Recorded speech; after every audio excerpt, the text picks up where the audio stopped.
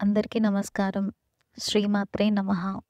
దేవీ నవరాత్రి పురస్కరించుకొని మన యూట్యూబ్ ఛానల్‌లో దశమహావిద్యల గురించి నా శక్తి మేరకు తెలియజేసే ప్రయత్నం చేస్తాను. ఈ వీడియో నాకు విద్య నేర్పించిన మా గురువుగారికి అంకితం చేస్తున్నాను. చాలామంది గురువుల్లో దశమహావిద్యల గురించి, వారి యొక్క అభిప్రాయాల గురించి తెలియజేశారు.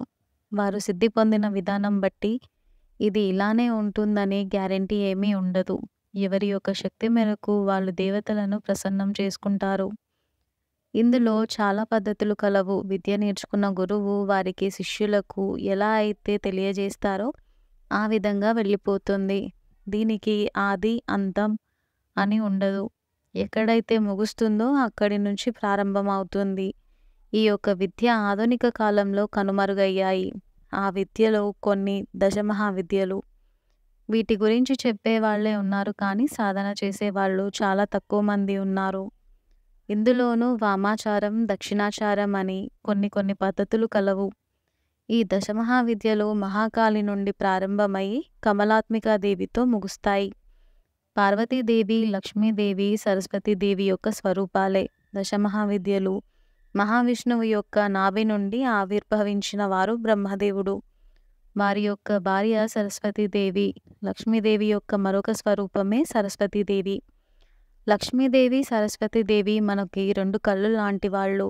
విద్యాలక్ష్మి స్వరూపమే సరస్వతీదేవి. ఈ విద్యలు నది ప్రవాహం లాంటివి. ఎత్తు నుండి దిగువకి ఎలా ప్రవహిస్తుందో అలాగే గురువుల నుండి ఈ యొక్క విద్య ప్రవాహం శిష్యులకు వెళ్ళిపోతుంది. ఈ ఒడ్డు నుండి ఆ ఒడ్డుకు ఎంత దూరమో ఆ ఒడ్డు నుండి ఈ ఒడ్డుకు అంతే దూరం. అలాగే ఆది నుండి అంతం ఎంత దూరమో అంతము నుండి ఆది కూడా అంతే దూరం కలదు. ఆది అంతం నుండి వచ్చినవే దశమహావిద్యలు. కావ్య గణపతి మహాముని గారు దశమహావిద్యల గురించి విరివిరిగా తెలియజేశారు. ఏ వేదము నుండి ఏ విద్యలు వచ్చాయో కూడా తెలియజేశారు. నేను కొంతకాలం క్రితం దశమహావిద్యల ప్రస్తావన గురించి కానీ, సాధన చేసే వారి గురించి కానీ దక్షిణ భారతంలో చాలా తక్కువ అని భావించాను. కానీ కొన్ని పరీక్షలు చేసినప్పుడు నాకు అనుభవంలో తెలిసాయి. దశమహావిద్య ఉపాసన అనేది చాలా కఠినంగా ఉంటుంది. వాటి యొక్క సంప్రదాయం అని విరివిరిగా ఉంటుంది. మనకు ఇప్పుడు ఉన్నటువంటి విషయాలు 1% మాత్రమే బయటికి వస్తున్నాయి. 99% మరుగున పడిపోయింది. ఇందుకు చాలా కారణాలు కలవు.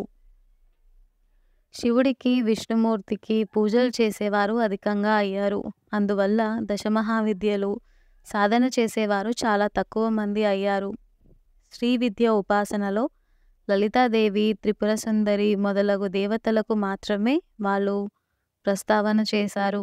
మిగిలిన దేవతల ఆరాధన అనేది చేయకపోవడం వల్ల అవి మరుగున పడిపోయాయి. కొన్నిసార్లు వాళ్ళు శూద్ర దేవతలుగాను, మరికొన్నిసార్లు వామాచార దేవతగాను రకరకాలుగా చెప్తూ వచ్చారన్నమాట. అందువల్ల ఈ యొక్క దశమహావిద్యను సాధన చేసేవాళ్ళు తక్కువ అయ్యారు. రాజుల కాలం నుండి ఎక్కువగా శ్రీ వెంకటేశ్వర స్వామి దేవాలయాలు, మహాశివుని దేవాలయాలు ఎక్కువగా అభివృద్ధి చేశారు.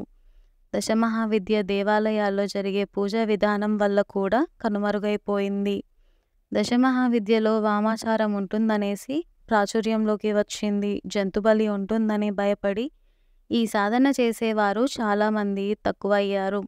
ఈ విద్య అంతా కూడా రాత్రిపూట ఎక్కువ చేస్తారు. ఉగ్రదేవతలుగా ప్రచారం చేస్తూ ఇప్పటికీ సమాజంలో మూఢనమ్మకం ఉంది. సమాజంలో మాకే గుప్తాధిపత్యం ఉండాలి అనేసి కొంతమంది ఈ యొక్క దశమహావిద్యల్ని ఆచరణకు నోచుకోకుండా చేశారు. సాధన చేసే వాళ్ళని మంత్రగాళ్లుగా, తప్పు చేస్తున్న వారిగా సమాజంలో భయము మరియు భ్రమ కల్పించారు. శివుడు శ్మశానంలోనే ఉంటాడు కదా. శివుడికి భయపడిన ప్రజలు మహాకాళి మరియు ఇతర దేవతా మూర్తుల పేర్లు చెప్తే ఎందుకు భయపడుతున్నారు? మహాశివుడి యొక్క మరొక స్వరూపమే భైరవుడు. భైరవ స్వరూపం చూసినప్పుడు చాలామంది భయమేస్తుంది, కానీ పూజిస్తారు. కానీ కాళీ దేవతలను పూజిస్తే మాంత్రికులుగా అని అంటారు. క్షుద్ర దేవతలను పూజిస్తే అపచారం మరియు కీడు జరుగుతుందని అంటారు. లలిత సహస్రనామ పారాయణం చేస్తున్నప్పుడు కొంతమందికి నెగటివ్ వైబ్రేషన్స్ వస్తాయి. అందులో తప్పున్నదా? నాకు తెలిసిన వాళ్ళకి లలిత సహస్రనామ పారాయణం చేసినప్పుడు నెగెటివ్ వైబ్రేషన్స్ వచ్చాయి. వారికి ఆరోగ్య సమస్యలు వచ్చాయి. నేను వారిని పారాయణం చేయొద్దని చెప్పాను. కానీ ఎందుకంటే అన్ని మంత్రాలు అందరికీ పని చేయవు. కొన్ని మంత్రాలు కొందరికి మాత్రమే పని చేస్తాయి. విద్య అనేది కాలంతో కలిసి ఉన్నది. సాత్విక దేవత ఆరాధన మరియు తాంత్రిక దేవత ఆరాధన చేసినప్పటికీ మనలో చెడు ఉద్దేశంతో ఉండి చెడు ఫలితాలు ఇస్తాయి. ఇందుకు నేను ఉదాహరణ తెలియజేసే ప్రయత్నం చేస్తాను. దొంగతనాలు చేసిన వారు కానీ, మోసాలు చేసిన వారు కానీ శ్రీ వెంకటేశ్వర స్వామివారి దేవాలయంలో దర్శనం చేసుకుంటున్న వాళ్ళకి దొరికిపోతారు లేదా పతనం అవుతారు. ఇలాగా నేను చాలామందిని చూశాను. తప్పు దేవత ఆరాధనలో లేదు, ప్రార్థన చేసే వారిని బట్టి ఉంటుంది. ఉదాహరణ మరొక సంఘటన చెప్తాను మీకు. మీరు తులసీదాస్ గారి పేరు వినే ఉంటారు. వారు రామచరిత మానస్ రచించారు.